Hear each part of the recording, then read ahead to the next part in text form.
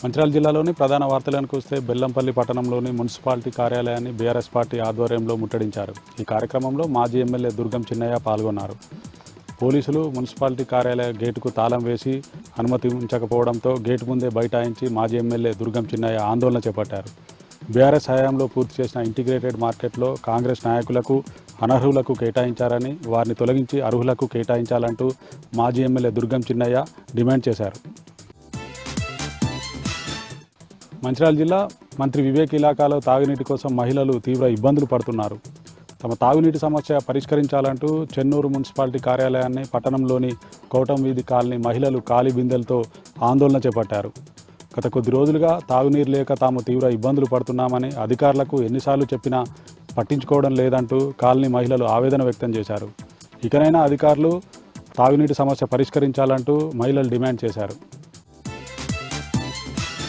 మంచిర్యాల జిల్లా లక్షట్పేట మున్సిపాలిటీ పరిధిలోని ఇటిక్యాల గ్రామం వద్ద ఈరోజు తెల్లవారుజామున జాతీయ రహదారిపై 2 లారీలు అతివేగంగా ఎదురెదురుగా ఢీకొన్న ఘటనలో ఓ డ్రైవర్ మృతి చెందాడు.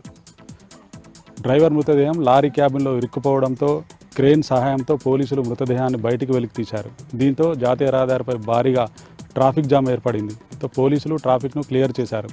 ప్రమాదానికి గురైన లారీలో సంతూర్ సబ్ల లోడ్ ఉండడంతో సంతూర్ సబ్ల బాక్సుల కోసం స్థానికులు, వాహనదారులు ఎగబడి తీసుకొని వెళ్లారు. మంచిర్యాల మందమర్రిలో అంతర్జాతీయ మాదక ద్రవ్యాల వ్యతిరేక దినోత్సవం సందర్భంగా పోలీసులు, ఎక్సైజ్ శాఖల ఆధ్వర్యంలో ర్యాలీ నిర్వహించారు. ఈ ర్యాలీలో విద్యార్థులు పాల్గొన్నారు. మంచిర్యాల జిల్లా చెన్నూరు పట్టణంలోని శనగకుంట మత్తడి నిర్మాణ పనులను పరిశీలించారు బీఆర్ఎస్ పార్టీ నాయకులు. శనగకుంట మత్తడి పనులు కాంట్రాక్టర్ నాసిరకంగా పనులు చేస్తున్నారంటూ బీఆర్ఎస్ నాయకులు కాంట్రాక్టర్పై మండిపడ్డారు. గత ఏడాది శనగకుంట మత్తడి పేల్చివేత ఘటనలో ప్రత్యక్షంగా పరోక్షంగా ప్రమేయం ఉన్న దోషులపై మంత్రి వివేక్ కఠిన చర్యలు తీసుకోవాలంటూ బీఆర్ఎస్ నాయకులు డిమాండ్ చేశారు.